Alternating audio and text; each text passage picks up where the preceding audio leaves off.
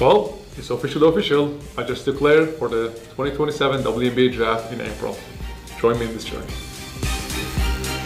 When is Cantor Freedom decided he's going to throw his hat into the WNBA? The WNBA does not ban men who identify as women right now from playing in the league. He would dominate the WNBA without... But I'm never going to think it's all right for men to play sports against women. And I don't even think that's controversial. No, I don't want to hear it. I'm not going to argue with you. Men shouldn't play sports against women. I'm done. There's a lot of we can argue over. The current WNBA collective bargaining agreement says only players who are women are eligible, but it does not further define women or specify criteria involving gender identity, sex assigned at birth, hormone levels, or physical characteristics. It also does not say that self-identification alone automatically makes a player eligible. So because that's open for debate, it required a response from WNBA Commissioner Kathy Engelbert, who sent a memo to teams last Friday saying the issue would be discussed by a task force of team presidents and general managers. The WNBA separately defended inclusion and condemned hate while saying the union, quote, will not be used as political pawns. Here's Stephen A. talking. It's too damn late. If your rules were more finite and clear, you wouldn't have to have a meeting of team presidents and general managers. You're the commissioner. You should already know. We literally are living in a society where there has to be a debate involving a collective bargaining agreement that explicitly states that the league is for women. Only players who are women are eligible to play in the WNBA. So one could easily surmise, okay, you're a woman, that makes you eligible. If you're not a woman, you're not eligible. It's simple and plain. What? Cantor Freedom just looked directly into a camera, calm and almost lawyer-like, and declared himself an official prospect for the 2027 WNBA draft. Not a joke tweet, not a meme account, a real statement delivered straight to the lens, based on the current guidelines, saying he could officially declare his eligibility for the upcoming WNBA draft. A 6'10", 250-pound former NBA center walking through a door the league itself left wide open. But do you think Cantor Freedom could actually qualify for the 2027 WNBA draft under the current rules, or is this just a clever publicity move? It's very simple for you, Dan. Men should not play sports against women. I'm not going to get into all the bullshit that's going on out here in the world today. If anybody thinks that, I think they're stupid. I'm not, like I say, I support the gay community 100%. I support the transgender community 100%. But I do not, under any circumstances, under zero, think that men should play sports against women. And if anybody have a problem with that, they're going to have to get over it, because I'm not going to change my... And that is exactly what Charles Barkley is talking about. He did not waste any time getting straight to the point either. Men should not compete against women in sports, period. No footnotes, no nuance, and no carefully worded sidestep to avoid a headline. He made it clear that he fully supports the gay community and the transgender community, with no asterisks attached. But under no circumstances, absolutely none, does he believe men should be competing against women in sports. And if people have a problem with that, he said they will have to get over it because he is not changing his answer. That is exactly the kind of reaction Cantor's declaration was designed to trigger, and it landed on national television within days. Earlier this week, I made the announcement. I'm transgender. I'm a woman. I identify as sometimes identifying as a woman for purposes of basketball, professional basketball. So I'll be declaring for the WNBA draft in 2027 as well. Well, I think I'd be unstoppable, but I'm a team first guy. I'm a pass first kind of player. I do the little things. I led my team in all 5 major stat categories at Iowa State University. So I do a little bit of everything. I'll do whatever the coach needs me to do. I'll do whatever the girls need me to do. I think the WNBA could come out and make a definitive statement about guys with a pair of balls playing in the women's association. But hey, that'd be probably too much like right. So, and I don't want to be discriminated against. No, I want fair treatment. I'm a black, I'm a young black, hopefully United States senator.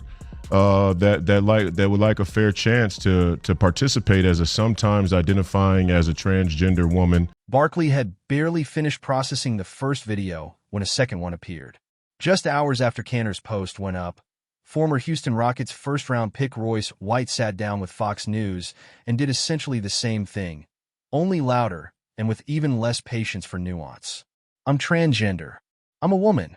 I sometimes identify as a woman for the purpose of basketball, professional basketball. So I'll be declaring for the WNBA draft in 2027 as well, White said, sitting there completely straight-faced while the anchor across from him tried to determine whether this was satire or an actual legal maneuver. Agree. Well, it's just astounding that the WNBA can't define the W in the name. And I think we're going through a very necessary conversation about who's actually eligible to play in some of these professional sports leagues, I guess on both sides of the gender spectrum. My goal is to help elevate the WNBA. I think the ticket prices and the attendance will soar. I think the audience, the live audience will increase. And I think ultimately it's good for the game. It's going to help evolve the game. I mean, who would argue that, a player like myself or an Enes Kanter or, in the future, maybe even, I don't know, a LeBron James, after he expires in the NBA, maybe he wakes up one day and realizes he's a woman as well. Who could argue that wouldn't make the... White didn't stop with the declaration either. He went on to say that he genuinely believes he would be dominant if this actually goes through, and that the league is going to have nightmares, and they should. That is not a coincidence that anyone can simply dismiss as an isolated stunt. That is a coordinated pressure test, and it worked exactly the way you would expect. Oh my gosh, it's happening. A former NBA star has now declared himself a prospect for the WNBA. This is Enes Kanter Freedom. He is 6'10", 250 pounds. He now says that he has reviewed all of the eligibility requirements and criteria for the WNBA and has decided to declare himself eligible for the 2027 WNBA draft. What this forces the WNBA to do is put their money where their mouth is and draft Enes Kanter Freedom to a WNBA team, or change their policy, or I guess be called out on their bigotry. Inevitably, people are going to say that Enes Kanter Freedom is making a mockery of women's sport, but that's not how I see this. The people who advocate for men and women's sports are making the mockery. Enes Kanter Freedom is making a mockery of the mockery. And I think that's the most effective way to highlight the hypocrisy and the insanity of the things that they're actually advocating for. Several coaches support it. Even several WNBA players support it. So, here's the part that should stop you cold, because Kanter and White aren't wrong about the rules, and that's what makes this much messier than a normal internet stunt. The WNBA's collective bargaining agreement says, in plain language, that only players who are women are eligible to play. Sounds airtight, except the agreement never actually defines what woman means for eligibility purposes, and there's nothing in it explaining how gender identity factors into who gets to step onto that court. That's not a conspiracy theory. It's a gap in the actual paperwork the league wrote itself. So when Kanter says, if the door is open, I'm walking through it, he's reading the rulebook exactly as written and pointing out that nobody bothered to close it. Careful consideration and reviewing the current eligibility guidelines, I am officially declaring myself a WNBA prospect. If simply declaring who you are is all that's required, then I meet every single requirement necessary to compete in the WNBA. My team and I have carefully examined the WNBA's eligibility criteria and governing framework surrounding self-identification and inclusion. Based on the current guidelines, I can and am officially declaring my eligibility for the upcoming WNBA draft in May 2027. I am definitely not here to mock, make fun of, or disrespect any community or personal choices. I am simply asking that the current rules be applied equally to everyone. The rules that represent the very values many WNBA players and coaches have publicly advocated for. My team and I are prepared to ensure these guidelines are applied equally, consistently, and without exception. And I look forward to the WNBA honoring its stated principles. A former professional basketball player, someone who spent years in the most physically dominant men's league on the planet, can point to actual written policy and build a legitimate argument for why he belongs on a WNBA roster. Not because of years of transition or lived experience, but simply because the league left the definition open enough to drive a truck through. That's not a loophole anymore. That's a front door with no lock on it. What Enes Kanter had to say, right? You see how much of a mess this is becoming, right? And everybody want to act like, oh my goodness, we don't want to hate on trans. We don't want to hate on trans folks. That's not what that's about. Anybody who's hating on them should be ashamed of themselves. The WNBA, the NBA, and everybody else in between is absolutely right when they talk about not violating people's civil rights and liberties, not being hateful. not engaging in hate in any way, shape, form, or fashion, whether verbally, physically, or otherwise. We all know that. But what Enes Kanter is pointing to is about competition. So for somebody to transition from male to female, and for folks to act like it would be okay for them to participate in the WNBA is ridiculous.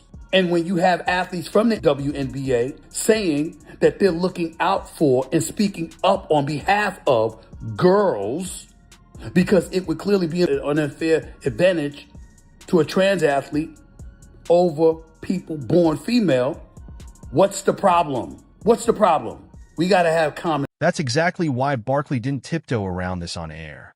Sitting on Inside the NBA, he called the entire situation absolutely outrageous. And the sharper shot he took wasn't even aimed at Kanter or White for making the videos. It was directed at the WNBA itself. "Y'all did this to yourselves," Barkley said, pointing out that a league cannot spend months publicly refusing to define who is actually eligible to play, then act shocked when someone takes that vagueness and follows it all the way to its logical conclusion. He added that the entire mess could have been avoided with one clear written policy months ago, and that the league's silence is exactly what created the opening that two former NBA players have now walked through. Idiot, because you're taking your stated principle of inclusivity, they're putting it to the extreme test to show you that there's a flaw in your logic, or at least that show you that you don't have a boundary, which you need a boundary, aka defining a woman.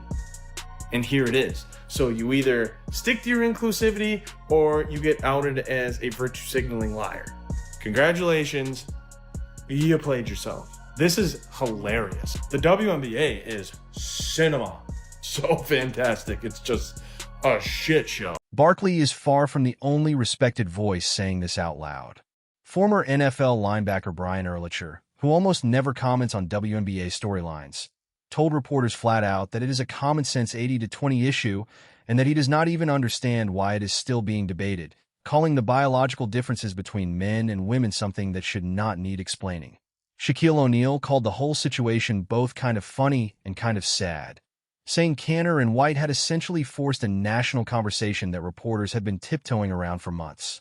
Room for absolutely everyone here, and I think there's room to love everyone. I truly think when you get people in the same room and you have conversations, you actually have a lot in common with a lot of people. I'm there to love, but I'm also there to love biological women, and I think that there are rights that need to be protected, and like I said, I'm going to stand true to that. I'll never falter in my beliefs in that, but I have never once said I hated the trans community. Like I said, I think there's space for everyone. I can't applaud her enough. This notion that you're hating on the trans community because you are not a proponent of them participating in female sports is utterly ridiculous. Sophie Cunningham said every word right on the money. There's no hate involved. There's only love we're talking about. But what happened to loving girls who are born biologically as girls? What about their rights? What about fairness associated to them? Leah Thomas, I'm going to keep bringing that name up. 400th plus in the world competing as a male. Transitions to female, and he was number one. If we're gonna act like transitioning from male to female doesn't involve an advantage for that trans athlete, I have nothing to say to you. You're not exercising. The MVP, look, let's be real. Just from a basketball standpoint, he's the number one prospect. Royce White, number two. All right? Sorry, Royce, but, you know. Yeah. Number 1 and 2 in the WNBA. They're going to average like 57 points a game. I mean, and the block shots, I got to tell you. WNBA is playing checkers. Enes Kanter Freedom is playing chess. Yeah, there's Sophie Cunningham and Enes Kanter. It's time to dominate these lesbians, bro. I mean, what made you stand up for Sophie? I just think it's a common sense issue. You know, it's an 80-20 issue. It goes pretty much our way. I just don't understand why it's even a discussion. There should not be men and women's sports. It's just common sense, right? I mean, biologically we're different. I think that's pretty well noted. People know that for the most part. I guess they have to have it explained to them sometimes. It's not even an issue. Men should not be playing versus women. Shouldn't be in the locker room. Shouldn't be anywhere around them when they're